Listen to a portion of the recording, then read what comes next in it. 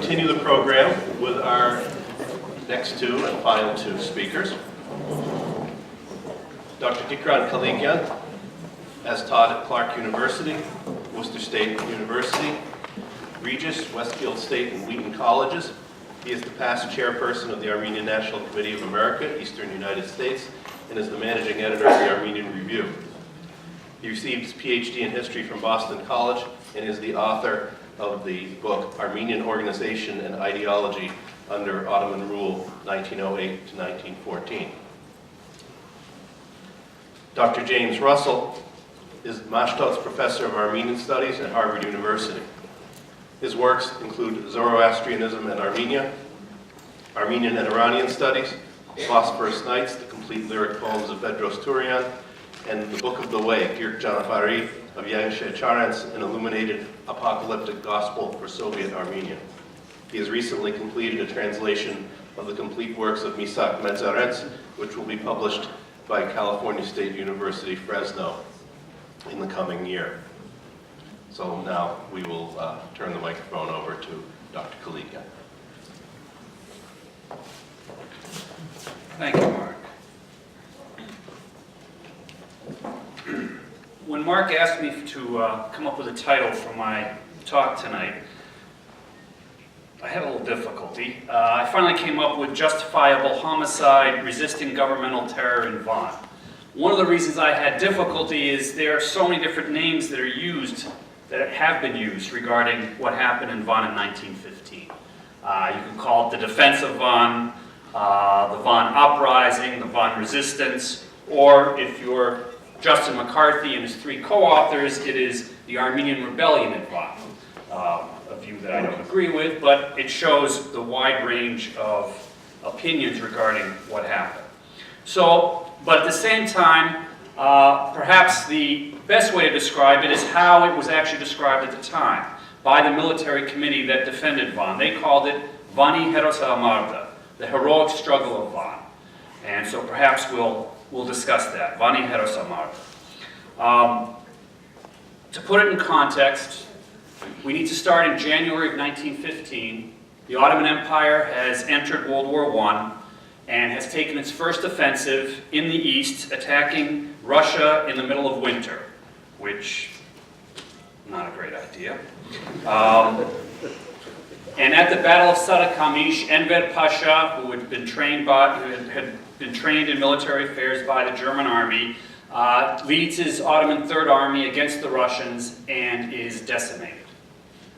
Through bad tactics, through sending them into the mountains wearing sandals and summer clothing in winter, 80% of the Third Army is destroyed, including many Armenian soldiers who actually were part of the Third Army. During the retreat from Sarıkamış, there is looting, there are massacres that take place. Basically, they can't beat the Russians, so the Turkish troops take their revenge on Armenian villages, on Nestorian villages, looting them and killing on the way back. At the same time, as you might expect, there are a large number of desertions from the army. Who wants to be part of a losing army, who wants to be in that particular situation, and so many widespread desertions from the army, including, of course, some Armenians, and this will be used later by people like Mr. McCarthy to create a different story.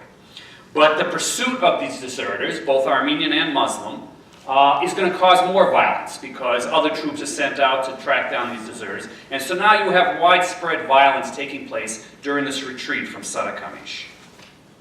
How does this relate to our story of what's going to happen later? Well, when we talk of resistance, Mark mentioned a number of cases of the resistance to the Armenian genocide where there were attempts to defend themselves, most of which were unsuccessful for the plain reason of geography.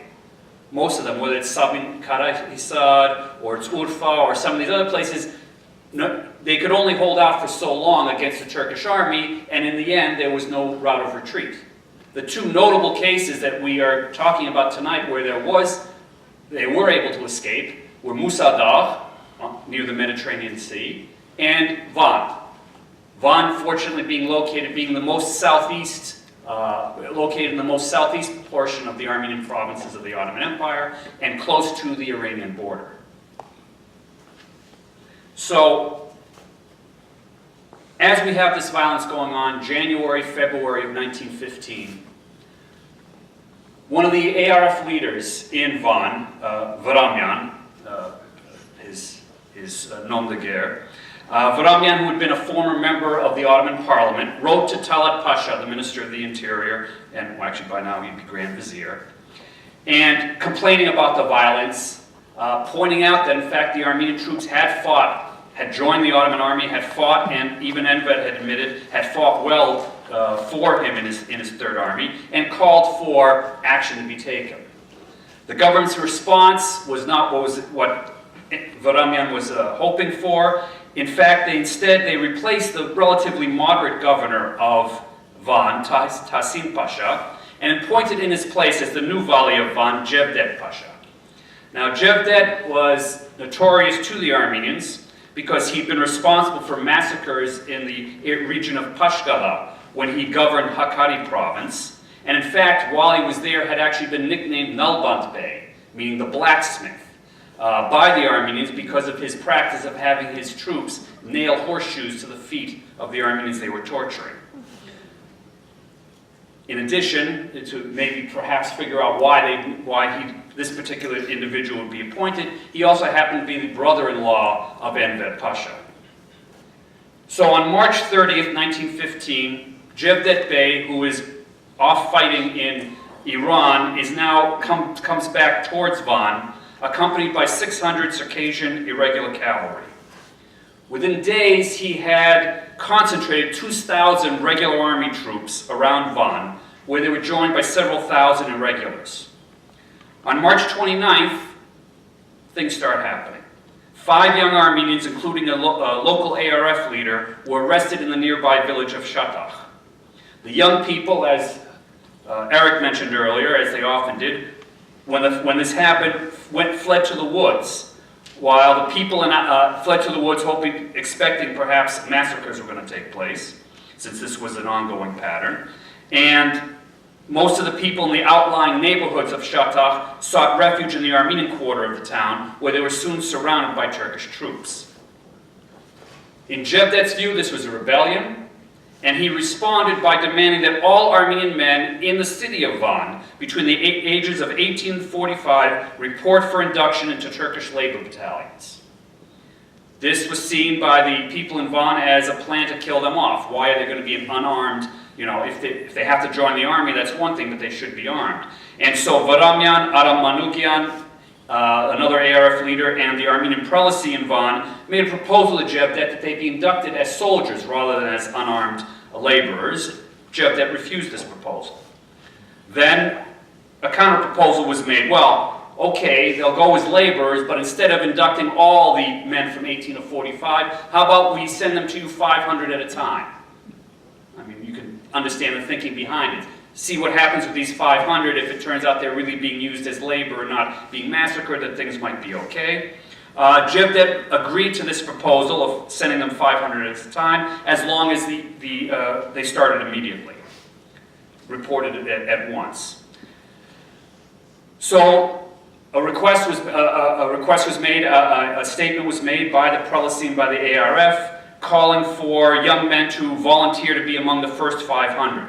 But many of these youth objected, fearing that they would be massacred, and they demanded, instead of going and sending the 500 men, that they should resist immediately and have armed resistance, and in fact accused the ARF leaders, Varamian, Aram Manukyan, and Ishkan, the third major leader there, of in fact selling them out.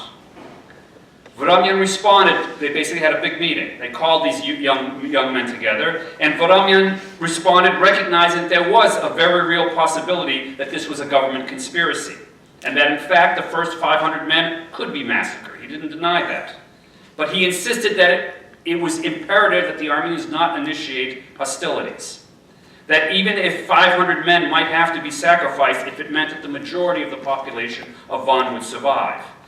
And despite what it actually would mean for these young men, he actually managed to persuade them that this was the only viable strategy, that in fact, yes, they would have to start sending the men to join the labor battalions. And so the next day, Bishop Nergararian of the Prelacy of Van issued a public statement calling on able-bodied men to comply with the demand for laborers, and a conscription committee began drawing up the list for the first 500 men who would go.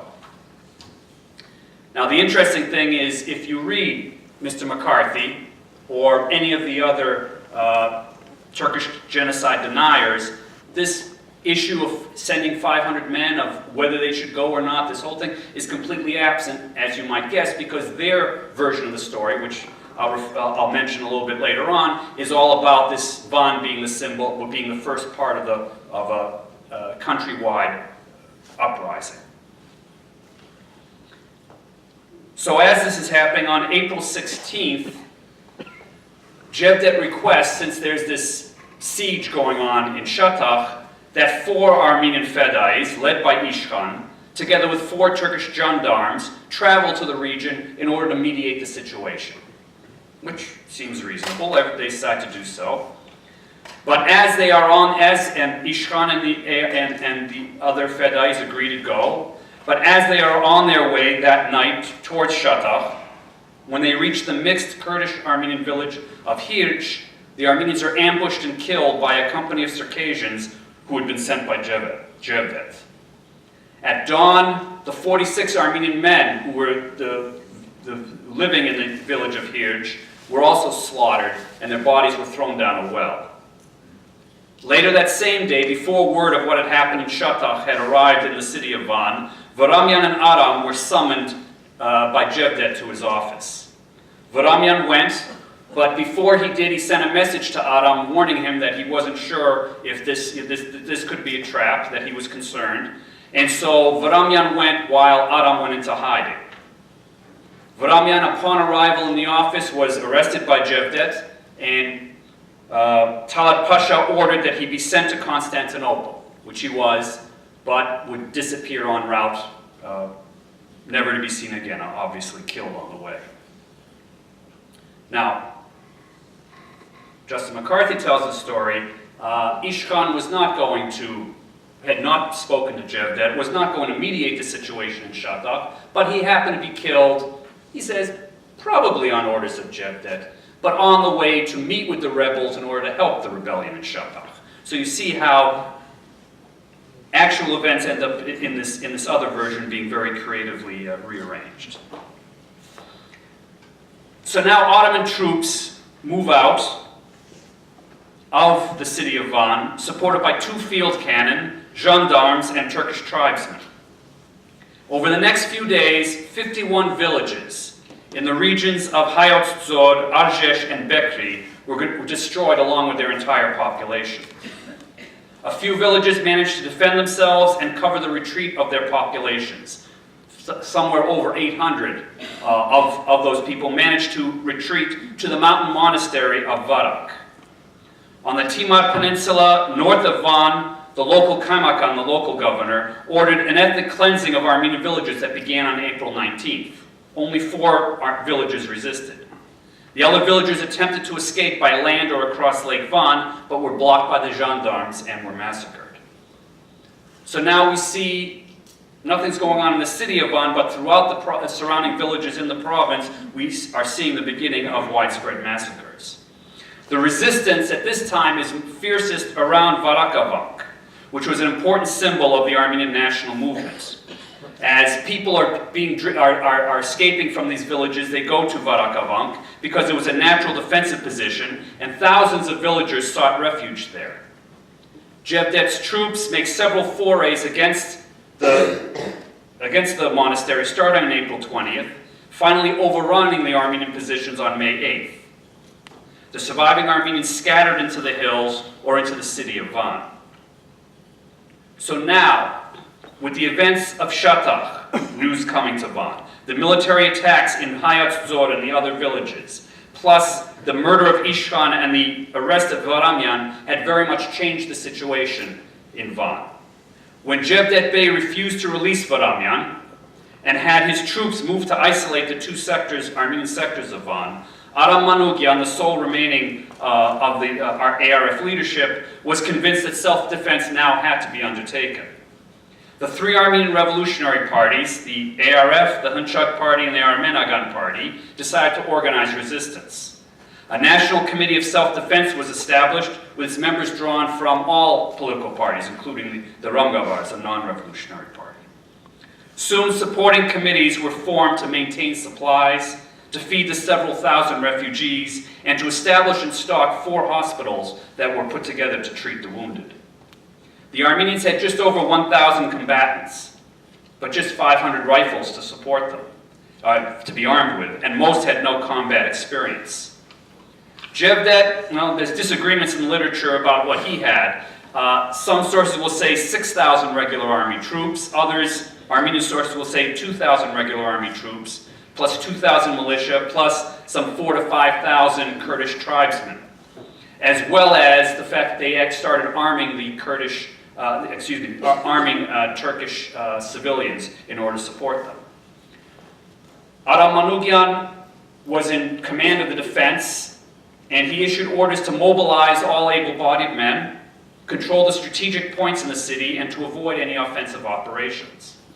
A defensive perimeter was established with the tallest buildings used as observation posts and as sniper positions. Now, before I go on, I have to explain a little bit about the geography of the city of Van to actually understand that there's really going to be 2 battles that take place. The city of Van had 2 distinct parts. The walled city itself, which contained all the Ottoman civil and military administration and had the old citadel overhanging it, and the Aikestan, or garden district, which was 5 kilometers to the east and had no walls. Aikestan had Armenian and Muslim quarters to it, and it was where most of the population of Van resided. Because of the distance between the two and the intervening mostly Muslim inhabited neighborhoods, when the fighting started, the Armenians would be isolated into 2 separate battles. An incident started the open warfare in Aikestan. On April 20th, 2 Armenians were killed when they tried to stop Turkish soldiers from raping an Armenian woman. In response, other Armenians opened fire. Jevdet the Vali ordered his troops out of their barracks and used cannon to shell the Aikestan. While the artillery did substantial damage, they caused few casualties, and the Armenians even managed to capture a Turkish telegraph office and surround a barracks. They then tunneled under the barracks, planted dynamite under it, and blowing it up, setting it on fire, and forcing Turkish troops to abandon the barracks.